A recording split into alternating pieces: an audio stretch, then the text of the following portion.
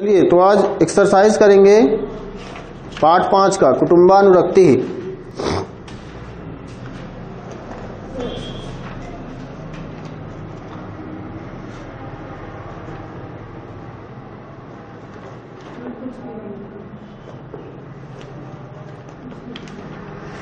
तो देख लीजिए एक पदेन पहला है घटोत्कचः कया आज्ञप्तः।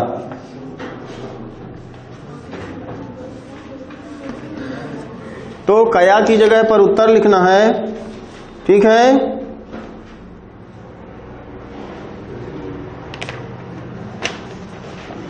किसके द्वारा जो है घटोत्कच को आज्ञा मिली थी? तो अपने माता के द्वारा, ठीक है।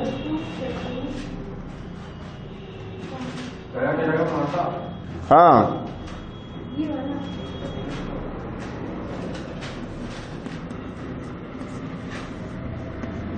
स्वमात्रा।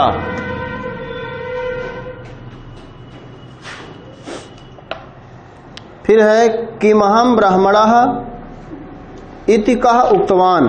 ये कौन बोलता है? वृद्धः। कौन बोलता है? वृद्धः। वृद्ध मतलब होता है बूढ़ा। बूढ़ा कौन था? वो ब्राह्मण था, ठीक है। फिर है पुरुषादः कः आसीत्। पुरुषादः कौन था? घटोत्कचः।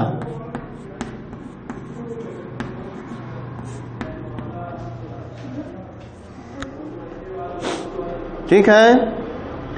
फिर है कुलम का रक्षितुम इच्छति।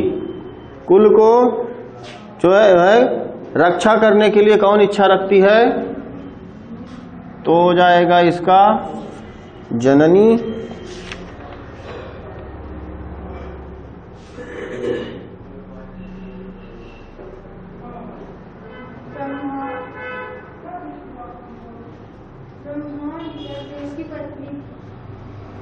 हाँ, तो वही है उसकी जननी, पत्नी, ब्राह्मण की पत्नी है। लिख लीजिए ब्राह्मण पत्नी।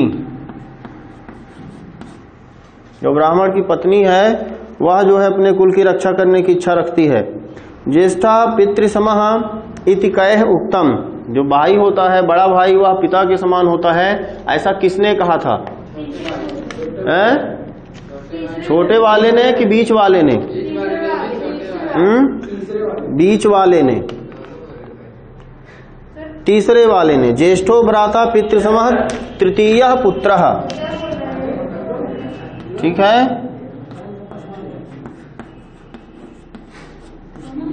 तृतीयः पुत्रः,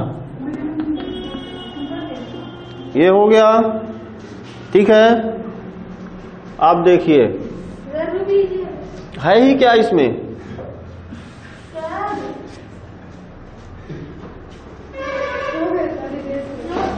चलिए एक वाक्य में आ जाइए। ब्राह्मण परिवारः केन समासादितः। किसके द्वारा पकड़ लिया गया था? घटोत्कच। तो केन की जगह पर घटोत्कचेन। घटोत्कच लिखा ही है, एन लगा दोगे उत्तर हो जाएगा। ब्राह्मण परिवारः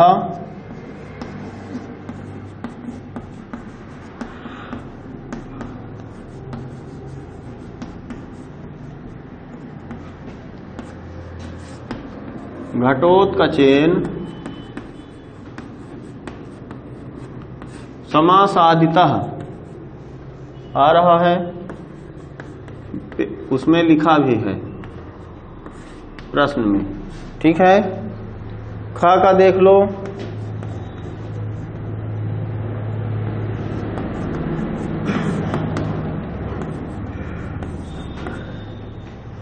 सुतापेक्षी कह। कौन बोलता है कि मैं जो है पुत्र की जो है इच्छा रखता हूं, यानी पुत्र को मृत्यु होते नहीं देख सकता हूं? ऐसा कौन कहता है? वृद्धः या पिता, है ना। सुतापेक्षी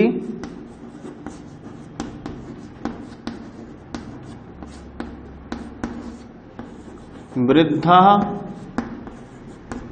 ब्राह्मणा भी कर सकते हो, वृद्धा ब्राह्मणा दोनों कर लो। आसीत।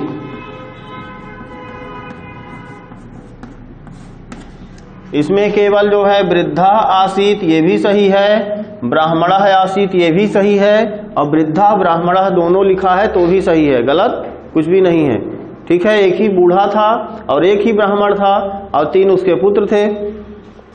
फिर है पितृणाम सुसंप्रियः कह की जगह पर उत्तर लिखना है। तो पिता का सबसे प्यारा कौन होता है? बड़ा बेटा। तो लिख लीजिए पितृणाम, री बड़ी है, हाँ बड़ी है, सुसंप्रियः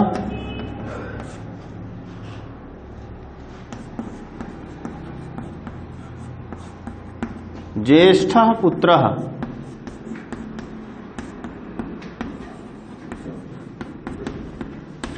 ये भी हो गया, बड़ा बेटा होता है। फिर है घटोत्कचः कति पुत्रान विसर्जयितुम कथयति। अभय आए थे उस दिन, आए थे। घटोत्कच कितने बच्चों को बोलता है कि दे दो हमें? कितने बच्चे मांगता है? बोलता है हमको इतने दे दो, बाकी का जो ले जाओ तुम। बैठ जाओ, वेरी बैड। केवल एक बेटा मांगता है कि हमको एक बेटा दे दो, बाकी आप सब लोगों को मैं छोड़ दूंगा। पुत्र मेकम विसर्जय श्लोक में लिखा है। ठीक है, चलिए इतना जल्दी भूल जाओगे। घटोत्कचः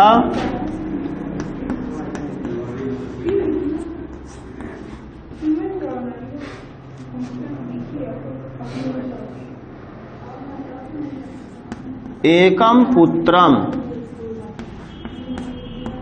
विसर्जयितुम, विसर्जयितुम बातें नहीं,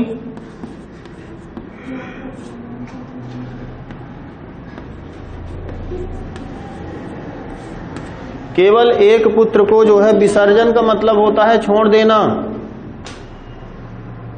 क्यों? हम कितनी बार, ठीक नहीं है। चलिए, केवल एक पुत्र को विसर्जन का मतलब होता है छोड़ना। ठीक है, विसर्जन का मतलब बहाना नहीं होता है, केवल विसर्जन का मतलब होता है छोड़ देना, त्याग देना। ठीक है, हटा देना। ठीक है, उसी सब प्रक्रिया में विसर्जन हो जाता है। लास्ट है घटोत्कचः अन्ते किम कथयति। अंत में केवल क्या कहता है? तो अंतिम में देख लो, सबसे अंत में जो पाठ खत्म होता है तो अहो स्वजन वात्सल्यम इतना ही कहता है। क्या कहता है? घटोत्कचः, घटोत्कचः अन्ते कथयति।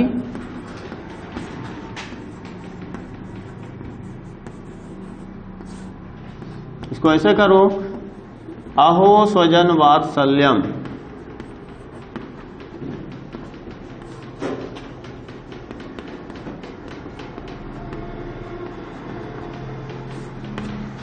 अब क्या है? मान लो इतना नहीं भी लिखना है। ठीक है, आपका मोस्ट उत्तर ये है, अहो स्वजन वात्सल्यम इति कथयति। ऐसा भी उत्तर हो सकता है। ठीक है, कुल मिला के जो अंतिम में कह रहा है वो हमको ध्यान देना है कि कहता क्या है। इसका मतलब हो जाता है कि जो है अहो आश्चर्य है, हैरान होता है कि इतना अच्छा जो है परिवार के प्रति प्रेम मैंने कभी नहीं देखा। ठीक है, यही कहता है। और अंत में क्या करता है? सबको छोड़ देता है, भाग नहीं जाता है, सबको जो है मुक्त कर देता है। लिख लिए हो? मतलब किसी को नहीं खाता है, सभी को छोड़ देता है।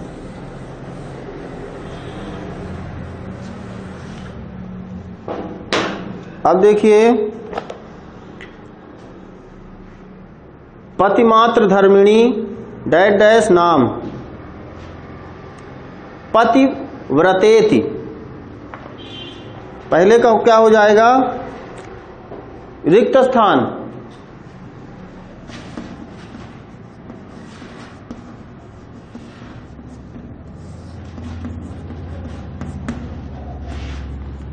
काम में क्या भरोगे? ज्येष्ठ श्रेष्ठ कुले लोके, यानी दूसरे का, दूसरे में श्रेष्ठ, पहले में पतिव्रतेति, पतिव्रतेति, दूसरे में हो जाएगा श्रेष्ठ, और तीसरे में हो जाएगा कृतकृत्य शरीरम में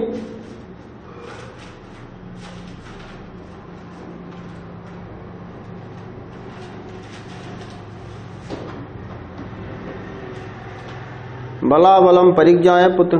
कृतकृत्य शरीरम में परिणामेन जर्जरम, गा का हो जाएगा परिणामेन,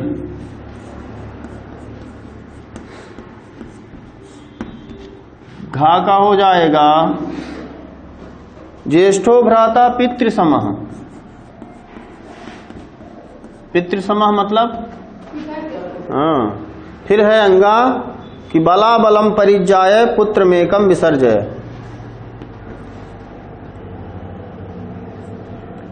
बलाबलम क्यों कहा?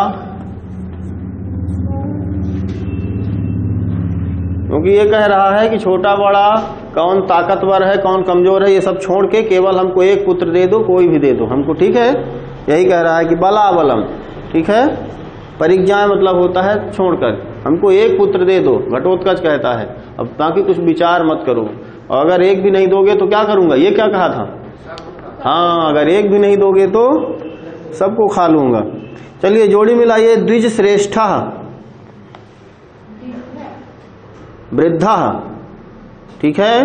अब पुरुषादः घटोत्कच निर्वेद प्रत्यर्थिनी प्रार्थना जर्जरम ज्येष्ठ पितृसमः। ये समझ में आ गया? चलिए आगे आ जाइए। शुद्ध वाक्या नाम समक्षम आम, अशुद्ध वाक्या नाम समक्षम ना। आम ना देख लीजिए।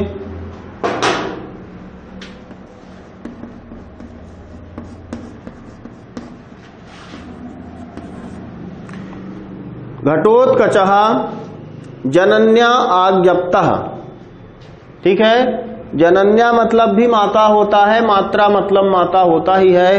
तो माता के द्वारा आज्ञप्तः, क्या माता ने आज्ञा दिया था उसको, उसकी माता ने बोला था कि आहार लाना है, भोजन लाना है। किम हम ब्राह्मणः, ये आम हो जाएगा। दूसरा है किमहम ब्राह्मणः इति प्रथम पुत्रः कथयति। ये पहला पुत्र बोला था कि ब्राह्मण बोला था? किमहम ब्राह्मणः वृद्धः, अभी उत्तर में भी लिखे हो कि वृद्धः कथयति, तो ये गलत हो जाएगा। फिर है कुले लोके च अनुजः श्रेष्ठः भवति। अनुज मतलब होता है छोटा भाई। क्या छोटा भाई जो है लोक में श्रेष्ठ होता है संसार में? नहीं, इसके अनुसार बड़ा बेटा। तो ये भी क्या हो जाएगा? ना हो जाएगा, गलत है।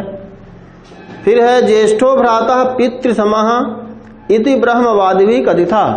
ब्रह्मवादी मतलब विद्वान लोग, विद्वानों लोगों ने कहा है कि ज्येष्ठ पुत्र जो होता है पिता के समान होता है। सही है।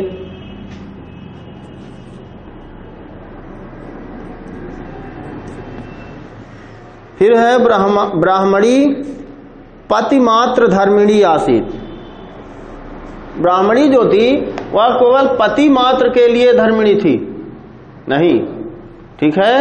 उसको जो है परिवार की रक्षा करना, उसने कहा वह कि परिवार की रक्षा करना भी हमारा दायित्व है, ना कि केवल पति की सेवा करना, ठीक है।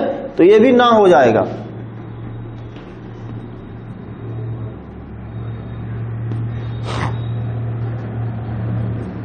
चलिए आगे आ जाइए।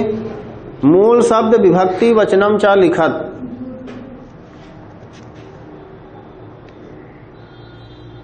रिकॉर्डिंग नहीं हुई क्या? हो रही है, कभी कभी दिखता ही नहीं। चलिए है ना, चल रहा है। पता नहीं जो आ नहीं रहे हैं वो जो है इसका लाभ ले भी रहे हैं कि नहीं ले रहे हैं, है ना।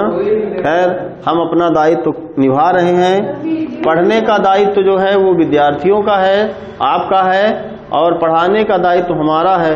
हम अपना दायित्व निभा रहे हैं, आप अपना निभाएं ना निभाए हम कितना, हम यहाँ कह सकते हैं, घर में थोड़ी कहने जाएंगे कि पढ़ो, वहां तो आप पढ़ें, आपके माता पिता आपको सजेस्ट करें कि आप पढ़िए। ठीक है,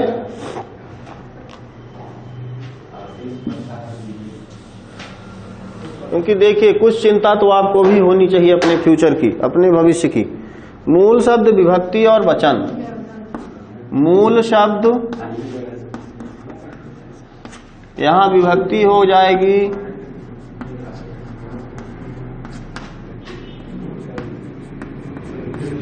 चलिए गुरु नाम, आम लगा है, नाम लगा है, कौन सी विभक्ति हो जाएगी?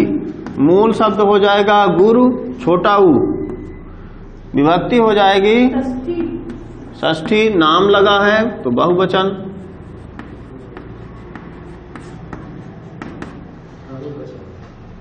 फिर हो जाएंगे तया,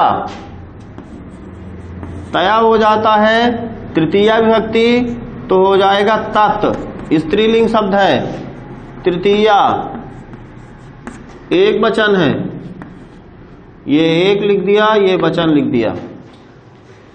पत्न्या, देखिए तया पत्न्या एक जैसा है, बस उसमें शब्द का अंतर है, तो विभक्ति वचन तो सेम हो जाएगी।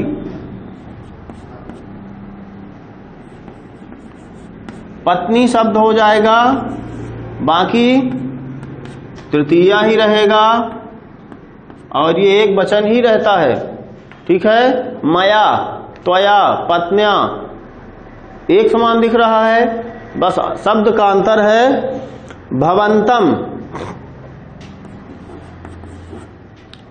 शब्द हो जाता है भवान, ना हलंत रहेगा इसमें, भवान शब्द का रूप चलता है, भवान, भवंतौ, भवंतः, भवंतम, भवंतौ। हाँ, तो इस तरह से जो है ये हो जाएगा द्वितीया।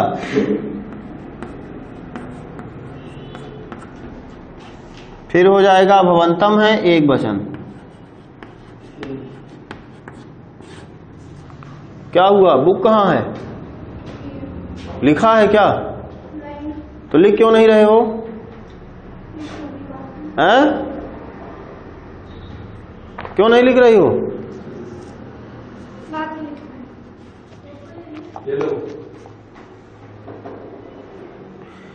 चलिए, पितृनाम, अब ये गुरु नाम जैसे है, ठीक है, जिस तरह गुरु नाम उसी तरह पितृनाम, शब्द बदल गया है, इसमें शब्द हो जाएगा पितृ, बाकी षष्ठी और बहुवचन, बहुवचन। चलिए, धातु लकार पुरुष वचन, चार चीजें।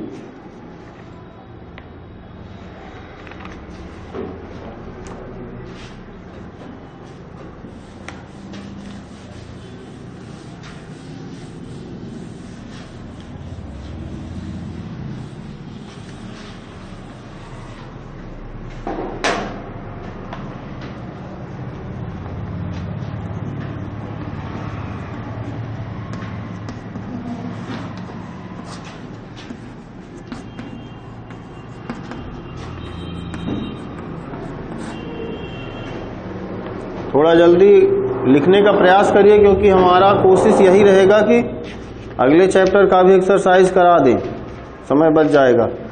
कितना छोटा अभ्यास रहता है, इसी में आधा घंटा 1 घंटा लग जाता है। ठीक है, पढ़ने और लिखने की स्पीड बढ़ाइए, क्योंकि नवंबर चल रहा है।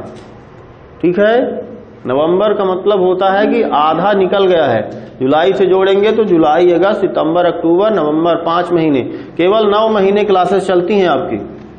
दिसंबर, जनवरी और फरवरी, मार्च में एग्जाम है, यानी अब 3 ही महीने बचे हैं। तो धीमे धीमे में तो अब काम नहीं चलने वाला है, आपको लिखना पढ़ना तेजी से करना पड़ेगा। यास्यामि, धातु हो जाएगी या,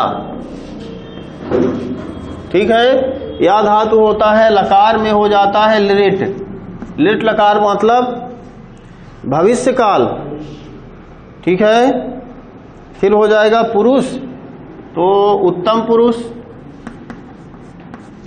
फिर हो जाएगा वचन, एक वचन। ठीक है, फिर हो जाएगा मुंचसी, धातु होता है मुंच, चा में हलंत रहेगा, और लकार में लट, लट मतलब वर्तमान काल, पुरुष में मध्यम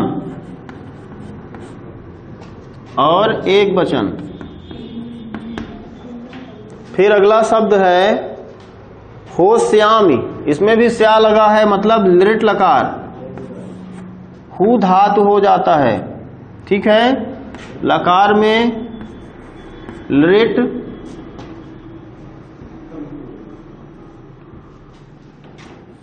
उत्तम पुरुष,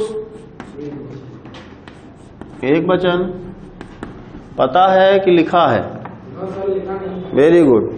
गमिष्यामि, सेम टू सेम, स्या दिख रहा है, बस वही से हमको अंदाजा लगाना है कि है क्या। लिट, उत्तम, एक वचन। बहुत सारे रूप रटने नहीं पड़ते, बस उसको पहचानने की विधि पता हो जाए तो रटना क्या है, इच्छामि।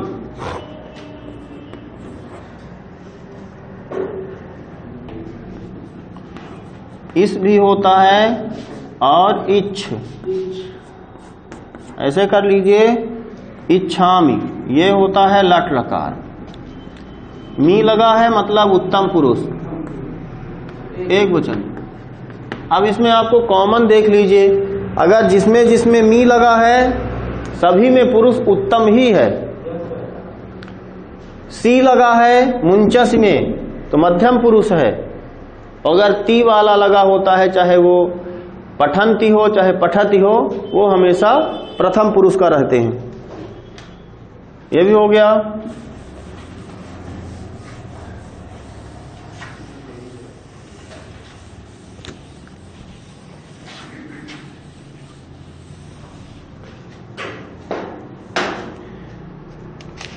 अब आगे आ जाइए। उदाहरणानुसारम धातु प्रत्ययम च पृथक कुरुत। धातु प्रत्यय, यहां पे धातु लिख लीजिए और यहां पे प्रत्यय लिख लीजिए। ये अलग करना है। कुछ शब्द दिए हैं, ठीक है, इसमें प्लस लगा लगा के अलग किया है। कथ धनकता, कथिता लिखा है ना, प्लस लगाया है, क्योंकि प्रत्यय जो होते हैं शब्दों के पहले जुड़ते हैं कि बाद में, और उपसर्ग, हाँ, उपसर्ग पहले और प्रत्यय बाद में। क्या उपसर्ग प्रत्यय दोनों एक साथ लगते हैं? अरे ये किसने बताया? उपसर्ग लगता है, उपसर्ग प्रत्यय एक साथ नहीं लगेगा। इसमें लगा है, हमने बताया था कि जब, एक मिनट, हमने जब ल्यप प्रत्यय बताया था पाठ के बीच में कि ल्यप प्रत्यय तभी रहेगा जब उपसर्ग रहेगा, ये बताया था। ये अगर याद हो मेरी बात कि ल्यप प्रत्यय तभी लगता है जब उस शब्द में क्या हो, उपसर्ग हो। अगर उपसर्ग नहीं है तो कत्वा प्रत्यय लग जाता है और अर्थ सेम निकलता है। भूल जाते हो बहुत जल्दी। देखे तो इसमें परिज्ञाय लिखा हुआ है, परि उपसर्ग है और ल्यप प्रत्यय है। इसमें उपसर्ग भी लगा है और प्रत्यय भी लगा है। कैसे?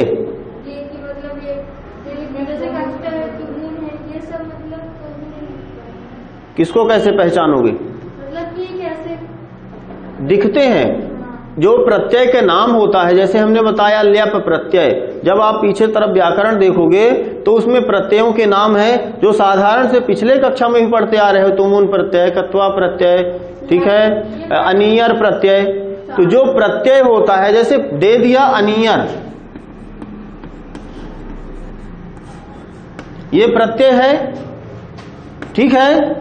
अब इसमें जब प्रत्यय रहेगा तो इसमें अनीय दिखता है। किसी शब्द में यदि अनीय दिखे, जैसे पठनीय, अनीय दिख रहा है, बाद में वह उसका उच्चारण समझ में आएगा कि यह प्रत्यय लगा है। कत्वा, त्वा दिखेगा, जो बाद में लगा है, जुड़ा है तो दिखेगा तो जरूर। कोई शब्द यदि जुड़ा है तो दिखेगा भी। कितना दिखेगा यह महत्वपूर्ण है। कुछ प्रत्ययों में जैसे ल्यप, ये कठिन है मगर सरल भी है, क्योंकि ल्यप में क्या होता है, ना तो पा दिखता है ना ही ला दिखता है, केवल क्या दिखता है, या। मगर ये सरल इसलिए है क्योंकि ये उपसर्ग के साथ होता है। जिस किसी शब्द में उपसर्ग लगा हो और बाद में या हो तो उसमें अंदाजा लगाओ कि ल्यप प्रत्यय होगा, क्योंकि ल्यप का क्या है, ला भी हट जाता है और पा भी चला जाता है। तो इस तरह से जो है प्रत्ययों की पहचान होती है। तो हम प्रत्यय बताते जाएंगे कि बचता क्या है। देख लो, मोक्तुम, पहले में आ जाओ, इसमें है मुंच धातु,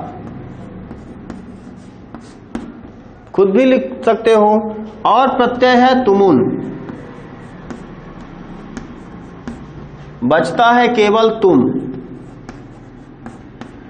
ये आपके जानकारी के लिए है, आप कहीं भी रफ में लिख सकते हो कि तुमुन प्रत्यय का केवल क्या बचता है, तुम बस बचता है। पट तुम गन तुम हंस तुम लेखी तुम चली तुम इत्यादि, केवल तुम बचता है। फिर आ जाओ, दत्वा, दा धातु है, प्रत्यय है कत्वा, कत्वा में का चला जाता है, यानी बचता है केवल त्वा। अब आपको कहीं भी त्वा दिखे तो आप उसमें कत्वा प्रत्यय लगाओगे। कत्वा के आप कत्वा बोलते नहीं बनता है तो आप त्वा भी बोल सकते हो कि त्वा प्रत्यय, कोई दिक्कत नहीं है। फिर है परिज्ञाय, इसमें ज्ञा धातु है। अब अगर उपसर्ग भी लगाओगे तो यहां परि उपसर्ग है, ठीक है, इसको मैं गोले में कर देता हूं उपसर्ग को, ठीक है, या यहां नीचे लिख लो कि उपसर्ग है, क्योंकि उपसर्ग के बिना ल्यप प्रत्यय हो ही नहीं सकता। और यहां हो जाएगा ल्यप, ल्यप का क्या बचेगा, ये हम बता दिए हैं कि केवल या बचेगा, ला भी चला जाएगा और पा भी चला जाएगा। मगर उपसर्ग अनिवार्य है, इसीलिए पहचान लोगे कि इसमें उपसर्ग है तो ल्यप है। अगर उपसर्ग नहीं है, या दिख रहा है, जैसे गमनाय, ल्यप प्रत्यय है, नहीं है, क्योंकि गम धातु के पहले, गम के पहले उपसर्ग नहीं लगा है, यानी ल्यप नहीं है, ठीक है। अब आ जाए कर्तुम, क्री धातु। अब देखिए तुम दिख रहा है तो बस तुमुन, तुम लिखा ही है। फिर है आने तब्य, इसमें हो जाएगा नी धातु। नी मतलब होता है ले जाना और आने मतलब होता है ले आना, उल्टा, ठीक है। आ उपसर्ग लगा है, ये भी लिख सकते हो, आ उपसर्ग है, नी धातु है। मुख्य इसने क्या बोला है कि आपको धातु और प्रत्यय अलग करना है, तो आप समझ लो कि आ भी लगा है, बाकी नी धातु है। अब बचेगा प्रत्यय, इसमें आता है तब्यत। अब देखिए ये भी सरल है, तब्य दिख रहा है, इसमें इस शब्द में तब्य दिख रहा है, तो इसमें क्या बचता है, तब्यत में, तब्यत प्रत्यय में तब्य दिखता है, ता नहीं दिखता, लास्ट वाला ता नहीं दिखता है। ये भी सरल है, ठीक है। फिर है प्रतिगृह्य, एक और बच रहा है, एक को ऊपर लिखना पड़ेगा, नीचे लिख देते हो, गया थोड़ा सा आ जाएगा, दिख रहा है सबको। इसमें भी प्रति लगा है, क्या या दिख रहा है, या है, पढ़ने में आएगा तभी आएगा। प्रतिगृह्य, वो हा के साथ या जुड़ा है, स्पष्ट नहीं है, और प्रति उपसर्ग लगा है, मतलब ल्यप ही है।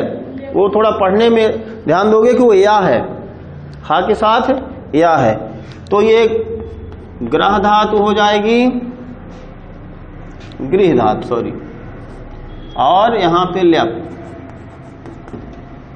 और इसका याद, बस यही है।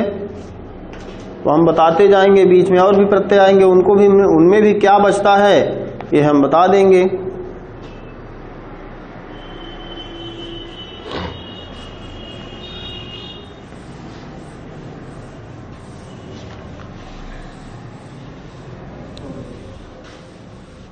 पूरा लिख लिए हो? हाँ? समास विग्रहम कृत्वा समास नाम लिखत, ये सब समास के उदाहरण हैं। ठीक है, तो बताना है कि समास कौन कौन सी समास है और विच्छेद लिखना है। ज्येष्ठ पुत्र, बड़ा बेटा, कौन सा समास है? तो इसका पहले विग्रह लिखेंगे और इधर नाम लिख देंगे।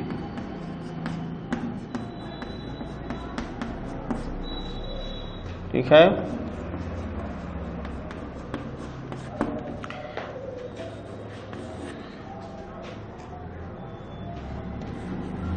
विग्रह हो जाएगा पुत्राणाम ज्येष्ठा। ठीक है, और समास विच्छेद हो जाएगा तत्पुरुष।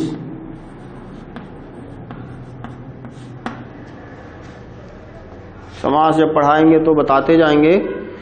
अब्राह्मण, ये संधि हम जब जब पाठ पढ़ाए हैं तो जरूर बताए हैं कि शुरू में आ लगा हो नहीं। ठीक है, जिसको याद होगा वो बहुत अच्छे से नहीं को समझ जाएगा। ना, अब इसका विच्छेद क्या होता है? ना ब्राह्मण, जो ब्राह्मण नहीं है, ना तत्पुरुष या नहीं तत्पुरुष, इसी को नहीं कहते हैं, या नहीं समास, या नहीं समास सीधे कह सकते हो, या नहीं समास। मगर अगर कहीं तत्पुरुष के साथ दिखे तो भी वही है, कुल मिला के नहीं देखना है, हो गया। फिर है द्विज श्रेष्ठ,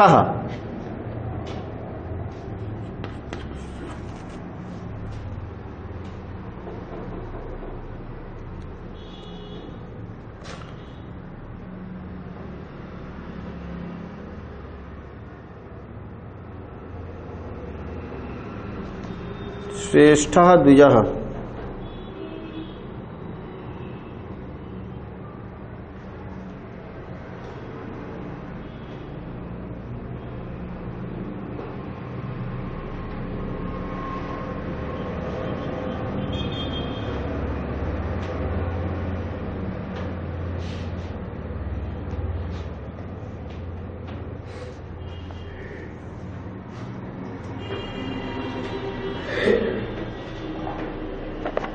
चलिए गा और घा थोड़ा छोड़ दीजिए, अंगा कर लीजिए।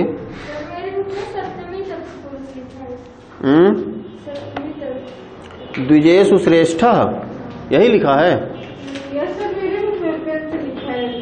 द्विजेषु श्रेष्ठ ही लिखा है। हाँ, वही डाउट था थोड़ा सा।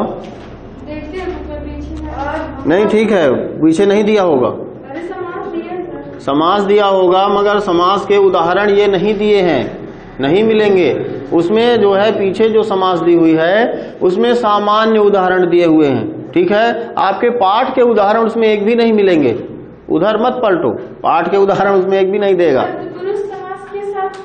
तत्पुरुष समास के जो है 6 भेद होते हैं। प्रथमा तत्पुरुष नहीं होता, द्वितीया, तृतीया, चतुर्थी, पंचमी, षष्ठी और सप्तमी इतनी ही होती है, और 7वीं चले जाओगे तो नहीं। ठीक है, बाकी इसके भेद नहीं होते। ठीक है, हाँ, तो 7वीं तत्पुरुष सही है, बस उसी में डाउट था, लिख लो।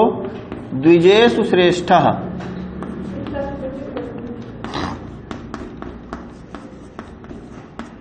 द्विजों में श्रेष्ठ जो होता है वही द्विज श्रेष्ठ होता है तत्पुरुष।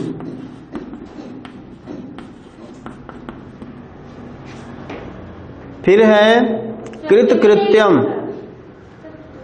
हो गया, उसमें दिक्कत नहीं है, तत्पुरुष होना चाहिए। फिर है कृत कृत्यम, इसमें कर्मधारय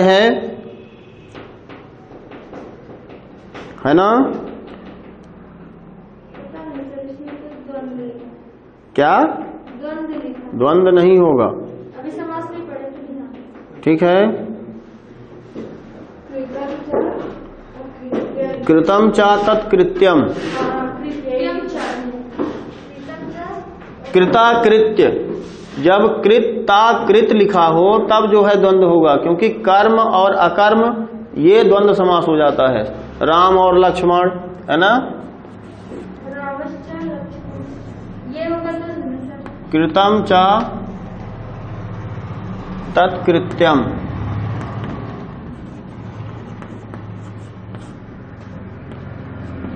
कृतकृत्यम कर्मधारय।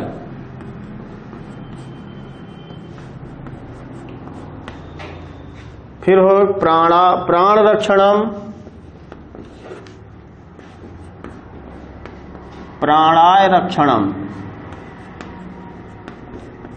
प्राण के लिए रक्षा, है ना। ये भी तत्पुरुष। अगर भेद में कहोगे चतुर्थी, प्राण में कौन सी विभक्ति लगी है? इसमें इसका बहुत सरल है पहचानना। देखिए जो विभक्ति लगी हो ये द्विजेषु, यहाँ सप्तमी तत्पुरुष क्यों हुआ है? क्योंकि यहाँ सु लगा है। पहले पद में जो विभक्ति होगी वही तत्पुरुष का समास हो जाएगा। यहाँ पे क्या है? प्राणाय, रामाय, चतुर्थी लगा है, तो देखिए यहाँ पे चतुर्थी तत्पुरुष हो गया है। अब अगर यहाँ पुत्राणाम ज्येष्ठा, ये कौन सी विभक्ति है बताओ? पितृणाम वाली है। कौन सी है? षष्ठी बहुवचन। गुरुणाम, पितृणाम, पुत्राणाम, षष्ठी। तो यहां अगर कहोगे तो यहां षष्ठी तत्पुरुष था, क्योंकि जो विभक्ति लगी है वही समास का हो जाएगा। मूल तत्पुरुष है, भेद में कहोगे तो षष्ठी है। ठीक है, समास पढ़ाएंगे इस बार। समास भी अच्छे से पढ़ाएंगे। पिछले साल संधि पढ़ाए थे, भूल जाते हो, मगर इस बार समास अच्छे से पढ़ाएंगे। हालांकि बहुत संधि लगभग क्लियर है। ठीक है, भूले नहीं हो अच्छे से।